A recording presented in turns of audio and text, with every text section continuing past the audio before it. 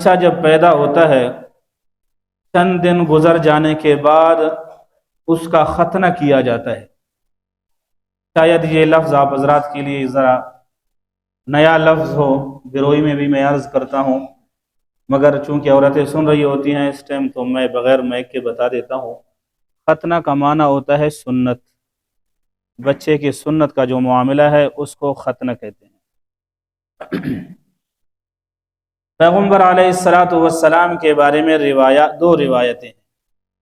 ولد رسول اللہ صلی اللہ علیہ وسلم مختونا، پیغمبر علیہ السلام جب دنیا میں تشریف لائے تو اس وقت وہ مختون تھے، ختنہ شدہ تھے اللہ کے رسول صلی اللہ علیہ وسلم، اور اسی طرح ناف بریدہ بھی تھے۔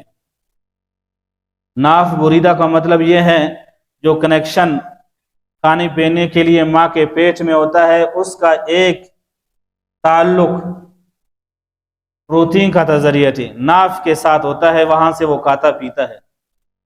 بچے کی پیدائش کے بعد اس کے ناف کو کاٹ دیتے ہیں۔ اللہ کے رسول صلی اللہ علیہ وسلم ایسی باتوں سے پاک تھے۔ مختون، ولد رسول اللہ صلی اللہ علیہ وسلم مختونا، اللہ کے رسول صلی اللہ علیہ وسلم مختون پیدا ہوئے، کہ ختنہ کرنے کی ضرورت بالکل محسوس نہیں کی گئی۔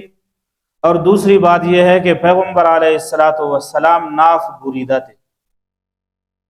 داعیہ کا یہ خیال تھا کہ میں ناف بھی کاٹ لوں اور اس کو دو بھی لوں، جب دیکھا تو وہ دوسرے بچوں کی طرح میل کچیل والے نہیں تھے، بالکل صاف ستھرا تھے اللہ کے رسول صلی اللہ علیہ وسلم۔